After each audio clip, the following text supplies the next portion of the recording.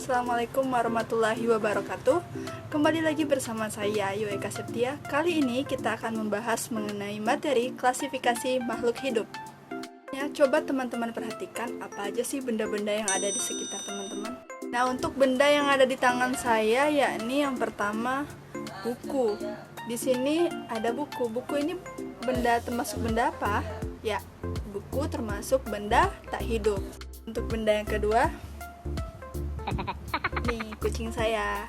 Kucing ini termasuk makhluk hidup atau benda hidup. Coba teman-teman pikirkan lagi, kenapa sih di dunia ini ada yang namanya benda hidup dan benda tak hidup, atau makhluk hidup dan makhluk tak hidup? Nah, dari yang saya paparkan sebelumnya, contoh-contohnya itu merupakan macam-macam makhluk di muka bumi ini, ciptaan Tuhan. Ada makhluk hidup dan ada makhluk yang tak hidup. Untuk selanjutnya kita akan masuk kepada pembahasan tentang klasifikasi makhluk hidup. Jadi makhluk hidup di dunia ini tuh banyak sekali ragamnya, jenisnya, dan bentuknya. Jadi butuh yang namanya ilmu klasifikasi agar kita tahu apa perbedaan di antara semua makhluk hidup yang hidup di permukaan bumi ini. Untuk itu langsung saja kita masuk ke video pembahasannya. Check it out. Apa itu klasifikasi makhluk hidup? Klasifikasi makhluk hidup adalah pengelompokan makhluk hidup berdasarkan persamaan ciri dan daerah penyebarannya. Lalu, apa sih tujuan dari mengklasifikasikan makhluk hidup?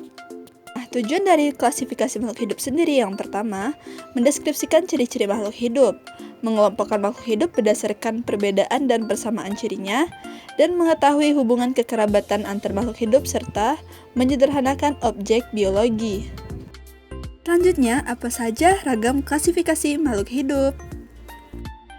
Nah, yang pertama ada yang namanya klasifikasi sistem buatan.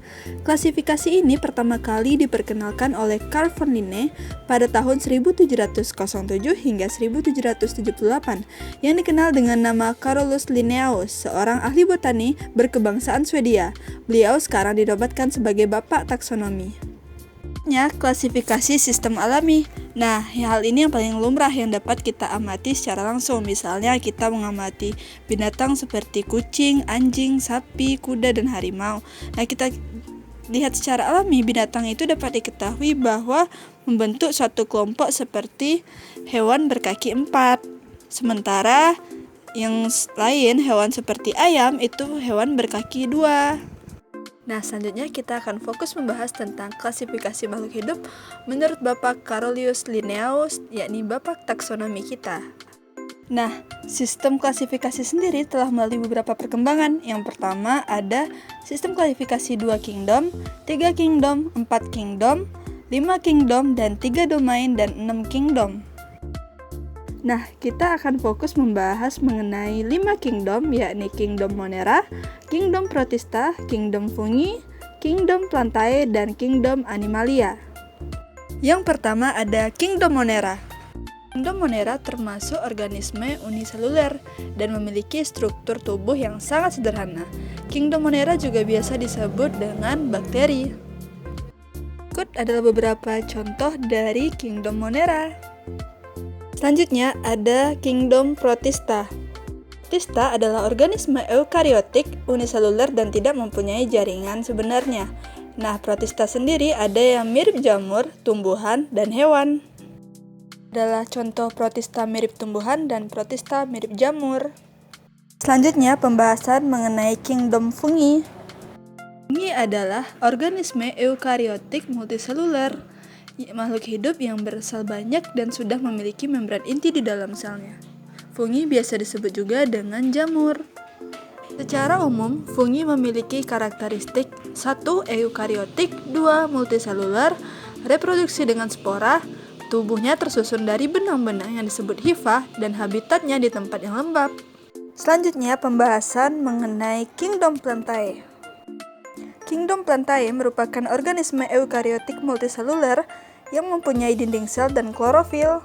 Klorofil adalah zat hijau daun yang gunanya untuk melakukan fotosintesis. Kingdom Plantae sendiri terbagi 3, ada yang namanya Bryophyta, Pteridophyta, dan Spermatophyta. berikutnya adalah ciri-ciri dari plantae. Selanjutnya, Kingdom Animalia. Kingdom Animalia ini terbagi menjadi hewan tidak bertulang belakang dan hewan bertulang belakang. Berikut adalah contoh dari hewan bertulang belakang dan tidak bertulang belakang.